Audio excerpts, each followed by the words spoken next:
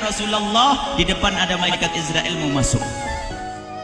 Kata Rasulullah, boleh masuk, silakan. Kemudian malaikat Israel mengucapkan salam, dan setelah mengucapkan salam, malaikat Israel menawarkan, ya Rasulullah, aku disuruh oleh Allah untuk mencabut nyawamu atau membiarkan engkau. Dalam riwayat, aku disuruh oleh Allah untuk memberikan pilihan kepadamu, al-baqa' fid dunya, tetap di dunia, atau ar-rafiqul a'la, atau dengan Allah. Nabi Muhammad menjawab, ar-rafiqul a'la, dengan Allah. Kemudian setelah itu Nabi Muhammad berdoa agar umatnya selamat. Setelah ada jaminan umatnya selamat, malaikat Israel, sudahlah, cabut nyawaku kalau memang sudah waktuku. Mulailah Nabi Muhammad dicabut nyawa beliau oleh malaikat Israel.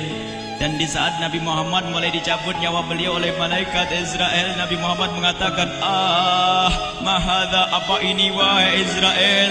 Malaikat Israel kemudian menjawab, ya Rasulullah, itu adalah sakaratul maut, itu adalah sakitnya di dalam kematian. Kemudian Nabi Muhammad mengangkat tangannya sambil berucap, la ilaha illallah, inna lil mauti la sakarat, tidak ada Tuhan selain Allah, sungguh di dalam kematian ada sakitnya, sakit kematian, yaitu sakaratul maut.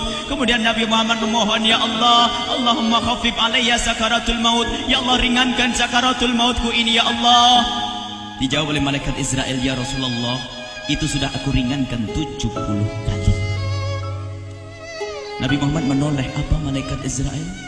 Sudah kau ringankan 70 kali keringanan? Iya ya Rasulullah, sungguh aku tidak pernah mencabut seorang hamba lebih lembut dari cara mencabut nyawamu. Ini sudah aku ringankan 70 kali. Setelah itu justru Nabi Muhammad menangis, Israel, 70 kali rasanya masih sakit. Iya ya Rasulullah, memang itu sakaratul maut. Lalu bagaimana engkau mencabut umatku, wahai Israel? Allah, yang diingat siapa? Umat. Kalau engkau mencabutku dengan ringan seperti ini masih sakit, bagaimana engkau mencabut umatku, ya Israel? Dijawab oleh malaikat Israel, umatmu manusia biasa, ya aku cabut. Ya Rasulullah, begitu saja. Ya sudah, begitu habis. Nabi Muhammad menangis.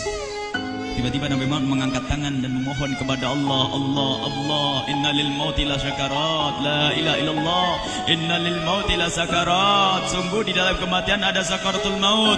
Allahumma khaffif ala ummati sakarat maut, ya Allah, ringankan dari umatku sakaratul maut, wa thaqqil alayya, dan bebankan kepadaku. Sampai tidak sadar doanya Nabi Muhammad seperti itu. Thaqqil alayya itu doa cinta. Seorang ibu yang pernah punya anak, tuh lihat kalau doa Rasulullah ini masih diragukan. Bagaimana Rasulullah bisa doa begitu? Itu bahasa cinta yang tidak bisa diterjemahkan dengan oleh akal. Seorang ibu kadang-kadang, ibu yang di belakang, ibu mau dikasih sakit oleh Allah? Mau, Bu? Ibu jauh sekali. Ibu mau dikasih sakit? Jawabnya tidak mau. Tapi suatu ketika seorang ibu melihat anaknya sakit, ngomong, sudahlah nak, jangan kamu yang sakit, biar ibu yang sakit. Ada atau tidak? Kenapa ngomong begitu? Itu bahasa cinta itu. Tidak rela kalau anak ini sakit, biar aku saja yang sakit. Itu yang dirasakan Rasulullah. Sakaratul maut begitu sakitnya, membayangkan betapa sakitnya umat Nabi Muhammad di saat dicabut nyawa beliau. Maka Rasulullah mengatakan, ya Allah, ringankan sakaratul maut dari umatku, bebankan kepadaku saja, ya Allah. Wala sawfa yu'tika fatarda. Permintaan Nabi Muhammad tidak ditolak oleh Allah, dikabul dan dikabul, wahai Muhammad. Sallu ala Nabi Muhammad.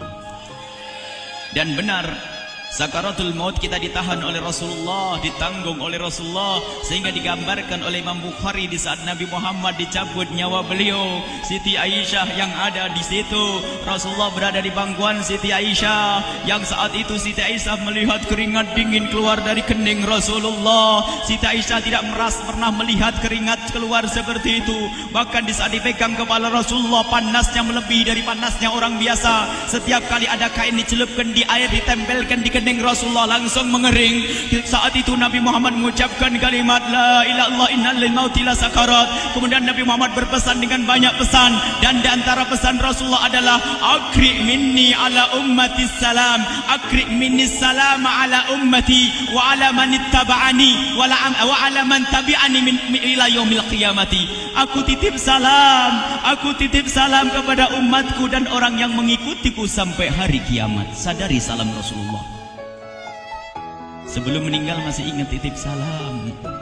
Salam kepada siapa? Bukan salam kepada siapa-siapa, tapi salam kepada kita. Maka mari kita mengucapkan salam kepada Rasulullah, karena Rasulullah sudah salam duluan kepada kita. Mari kita sejenak bersalam kepada Rasulullah dan hadirkan Rasulullah ada di mata kita dan di hati kita. Mari kita bersama-sama mengucapkan salam. Assalamualaikum ya Rasulullah.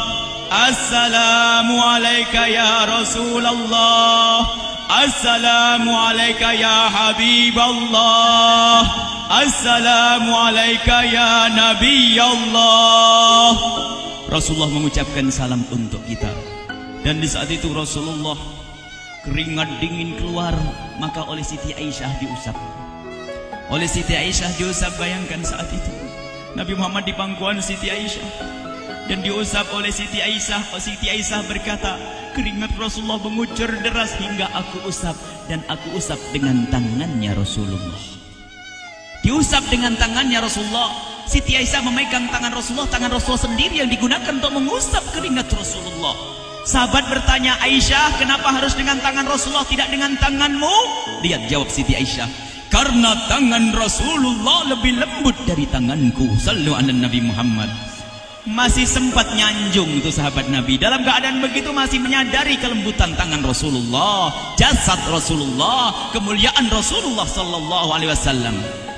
Dan aku lebih menginginkan bahwasanya yang menyentuh jidat Nabi Muhammad adalah tangan yang paling mulia di dunia dan di akhirat. Siti Aisyah enggak berani menyentuhkan. Pengennya yang disentuhkan di kening Rasulullah adalah tangannya Rasulullah sallallahu alaihi wasallam. Kemudian setelah itu Nabi Muhammad merasakan sakit yang sangat untuk kita.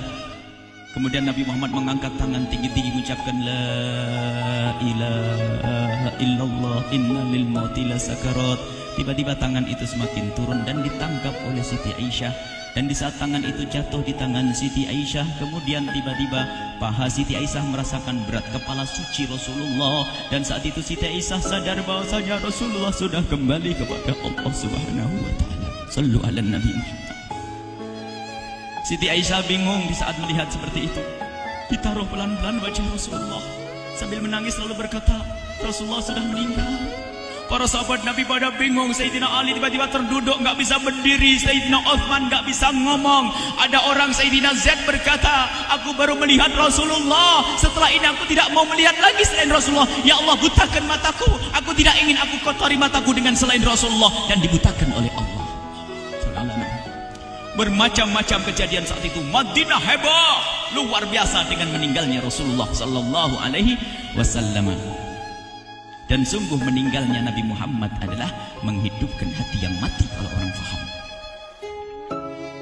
Tiba-tiba Sayyidina Abu Bakar datang. Setelah Sayyidina Umar mengatakan, siapa yang mengatakan Muhammad meninggal akan aku penggal lehernya. Jangan seperti orang-orang Nabi Muhammad sekarang lagi pergi seperti waktu Musa pergi kepada Tuhannya, kepada Allah, nanti akan kembali kepada kita. Muhammad belum meninggal. Ini adalah karena kecintaan Sayyidina Umar bin Khattab, tidak ingin Nabi Muhammad pergi.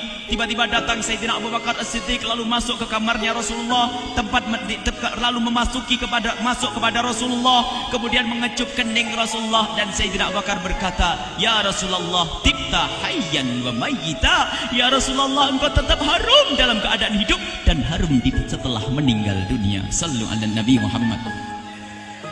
Hingga sampai setelah hari besoknya meninggal Rasulullah, Senin sore, Selasa malam, Rabu dikubur Rasulullah sallallahu alaihi wasallam. Setelah dikubur, Sayyidat Fatimah bertanya kepada Sayyidina Abdullah ibn Abbas, Sayyidina Anas, wahai Anas, hai Anas, sambil menangis Sayyidat Fatimah Zahra, hai Anas, bagaimana engkau tega? Atabat anfusukum antahtu ra'sa Rasulillah. Apakah engkau rela menaburkan debu di atas kepala Rasulullah? Sayyidina Anas menangis kaget, ya wahai binta Rasulullah, kalau kami tidak dilupakan oleh Allah, niscaya tidak ada yang bisa mengubur Rasulullah. Jadi saat itu dilupakan oleh Allah, sehingga mereka tidak menyadari melakukan itu semua. Kalau mereka sadar, tidak akan bisa mengubur Rasulullah sallallahu alaihi wasallam. Ini yang diungkapkan oleh Sayyidina Anas, kalau seandainya kami tidak dilupakan oleh Allah, niscaya kami tidak akan mampu mengubur Rasulullah sallallahu alaihi wasallam. Kami yang hadir di sini, ya Allah, ingin senantiasa hadir di hati kami kekasih-Mu Nabi Muhammad. Maka kami mohon, ya Allah, jadikan kekasih-Mu Nabi Muhammad yang akan, ya Allah, yang akan mendampingi kami kelak saat Kau cabut nyawa kami, seperti yang Kau wahyukan kepada kekasih-Mu Nabi Muhammad. Wa abshiru bil jannati, semua hamba yang beriman akan menyaksikan surga, ya di saat dicabut nyawa mereka. Dan surga, di tempat surga itu yang paling mulia adalah Nabi Muhammad. Maka kami mohon, ya Allah, saat Kau cabut nyawa kami, ya Allah, hadirkan Nabi Muhammad di hati kami, ya Allah. Dan kami mohon, ya Allah, saat di alam barzah nanti, ya Allah, saat yang sangat mengerikan itu, ya Allah, kami mohon hadirkan kekasih-Mu Nabi Muhammad, sehingga kami tidak takut dan gentar lagi dengan malaikat mungkar nakir. Dan ya Allah, kami mohon di saat di padang mahsyar nanti, ya Allah, hadirkan kekasih-Mu Nabi Muhammad. Jadikanlah kekasih-Mu Nabi Muhammad yang akan menemani kami dan akan membonceng kami, membawa kami ke telaga Kausar. Lalu kami diberi air minum dari air telaga Kausar hingga kami tidak akan haus selama-lamanya. Ya Allah, jadikan kekasih-Mu Nabi Muhammad yang akan menemani kami di saat kami menyeberang Siratal Mustaqim hingga kami tidak akan terjerumus ke neraka Jahanam. Dan jadikan kekasih-Mu Nabi Muhammad yang akan kami saksikan setiap saat di surga-Mu, ya Allah. Ya Allah, jadikan kekasih-Mu Nabi Muhammad yang senantiasa, ya Allah, kami lihat kelak di surga. Dan jadikan ucapan kami di akhir hayat kami kelak adalah, ya Allah, adalah kalimat agung dan mulia, La ilaha illallah Muhammadur Rasulullah. La ilaha illallah Muhammadur Rasulullah. La ilaha